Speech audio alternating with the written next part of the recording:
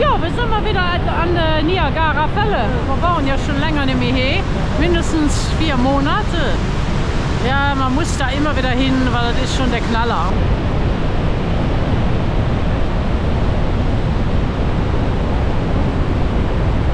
Diesmal machen wir ein paar touristische Dinge, die wir sonst nie machen. Zum Beispiel hier Journey Behind the Falls.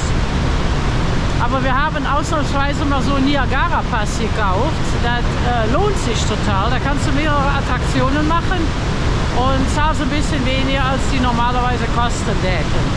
Ja, das ist der erste Stopp, den wir hier machen. Durch diesen dunklen Tunnel, der 200 Jahre alt ist. So sieht er auch ein bisschen aus. Alles ein bisschen düster und schummerig. Und der Färb platzt von der Wände ab.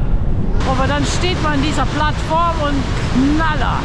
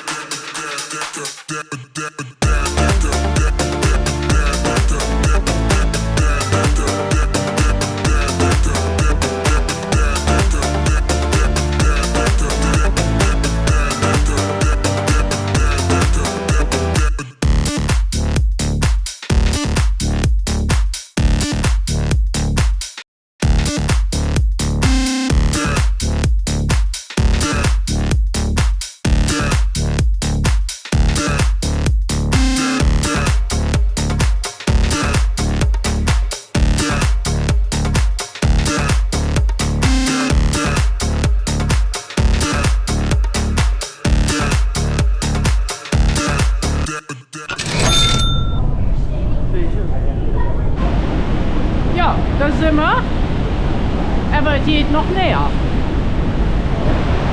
Sieht aber schon gut aus, hey.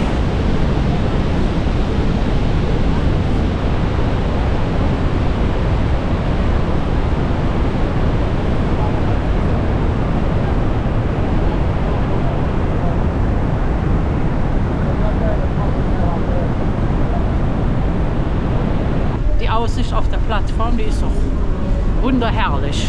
Jetzt sehen wir noch eine andere Anlore. Mal sehen, ob man da noch näher dran könnte.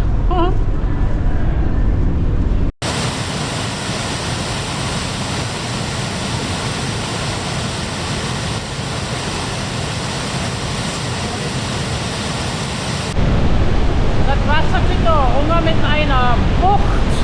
Da haut es dich ab.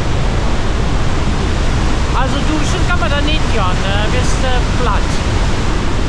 Näher als hier geht es noch wirklich nicht. Schau doch da an.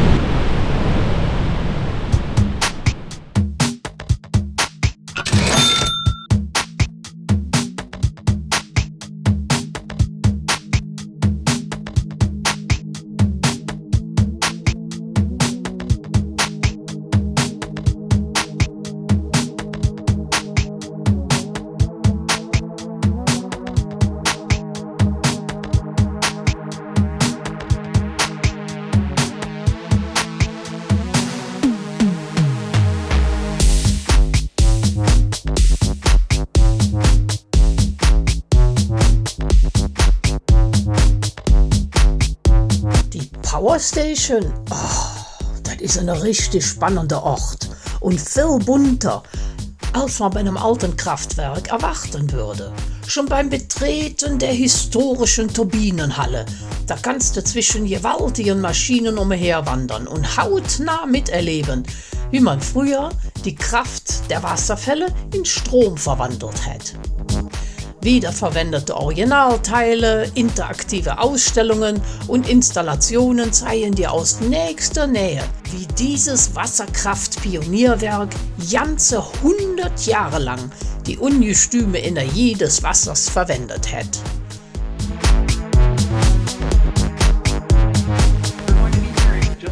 kurze Tesla-Demonstration, die sollte man sich auch anhören.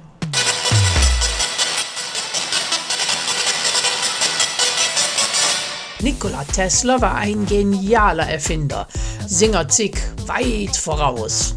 Er entwickelte das Wechselstromsystem, das bis heute unsere Welt mit Energie versorgt.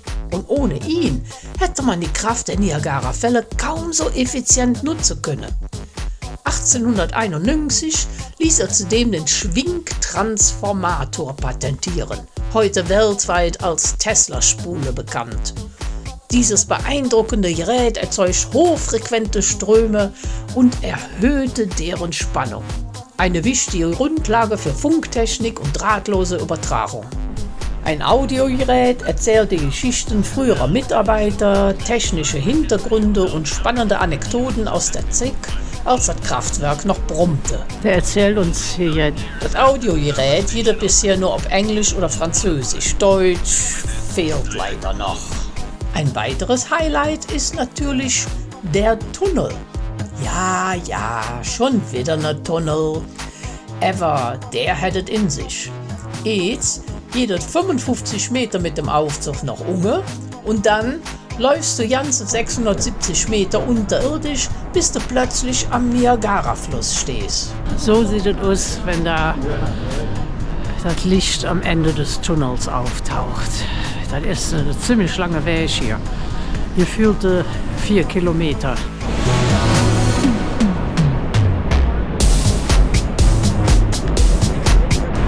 Und hier wieder ein ganz neuer Blick auf die Niagarafälle.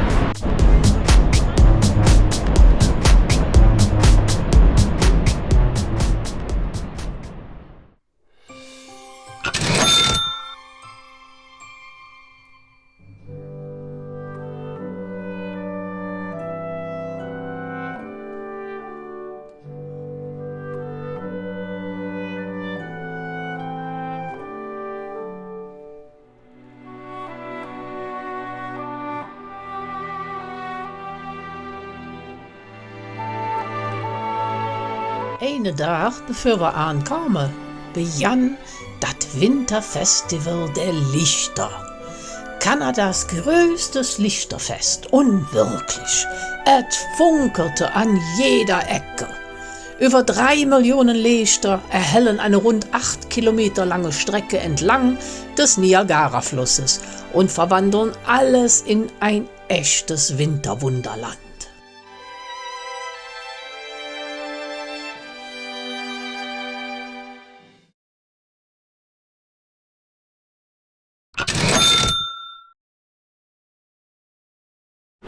So, hier haben wir übernachtet. Grand View Boutique Hotel. Es hört sich sehr schick an und es ist auch ein bisschen teurer als so auf den ersten Blick, aber nur, weil in dem Zimmerpreis ist auch Parken und Frühstück inklusive. Ja, und das hast du bei den meisten Hotels nicht. Da zahlst du zwar nur für Zimmer außerhalb der Saison vielleicht 90, $100, wenn du einen Deal kriegst, aber dann kostet das Parken nochmal $40 und Frühstück geht das auch nicht, da musst du dann Russian. Ja, und nee, hast du das Zimmer, Frühstück und Parken, alles drin und wir haben bezahlt $176. Das geht, ist nicht schlecht.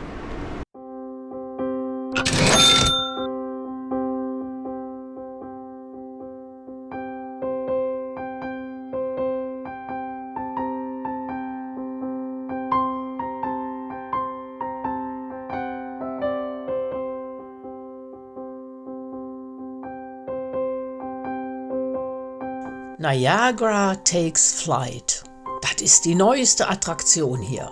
Es beginnt mit spannenden Geschichten der Ureinwohner und einer historischen Einführung darüber, was sich alles so an der Fälle abgespielt hat. Dann betritt man das Theater und der simulierte Flug beginnt. 56 Kilometer geht die Reise hoch über dem Niagarafluss, von den Ufern des Ontariosees bis zum Rand des Eriesees.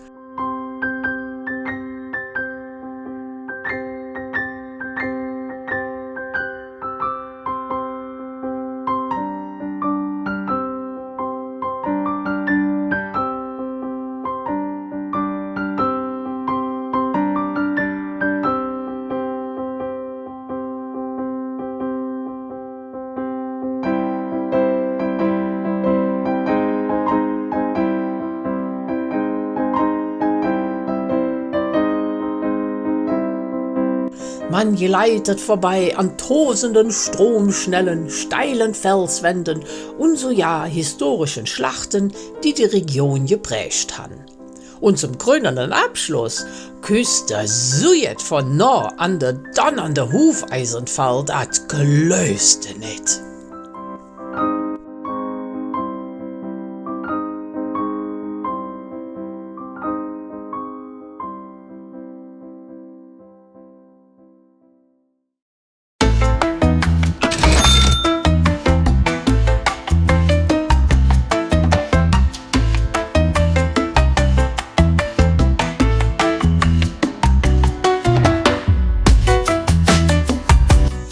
Niagara-Pass wird auch eine Freifahrt mit der Standseilbahn. Das habe ich natürlich genutzt. Einmal rumfahren, den Blick auf die Fälle genießen und wieder Hunger. Ja, schön.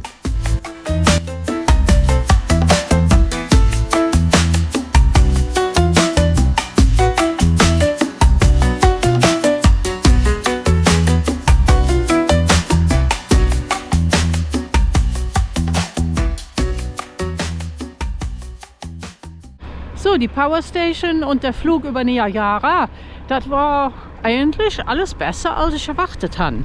Ja, und diese Funicular, das ist natürlich lustig. Das ist ein ganz kurzer Weg, aber das war in dem Pass, der wir gekauft haben, war da drin und dann wollte ich das probieren und ja, ist jetzt nichts Besonderes. Also wenn du jetzt nur da Wenn du damit ans Fahren willst, dann lohnen sich die 7,50 $, die das kostet. Das ich sage, lohnt sich nicht.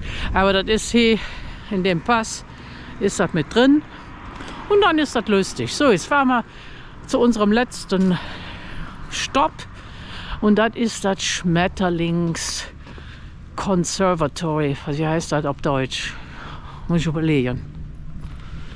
Butterfly Conservatory. Schmetterlingshaus.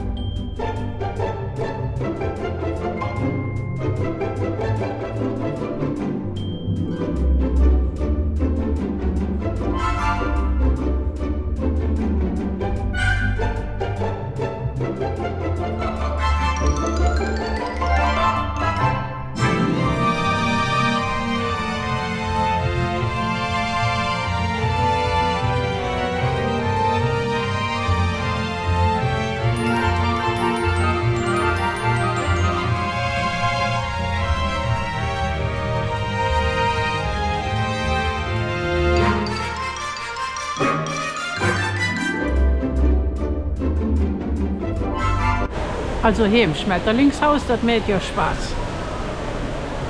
Auf einmal ist man 7 Jahre alt und freut sich über all die Schmetterlinge, die hier rumflattern. Und manchmal kommen die und landen auf dir.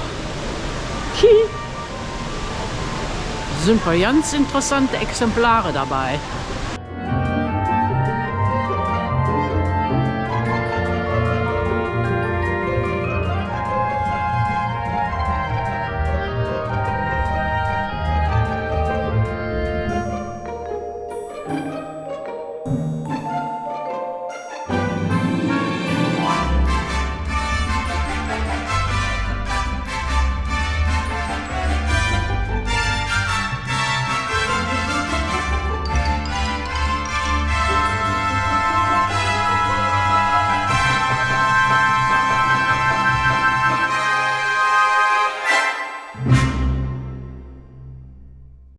Und damit ist unser Niagara Falls Besuch zu Ende.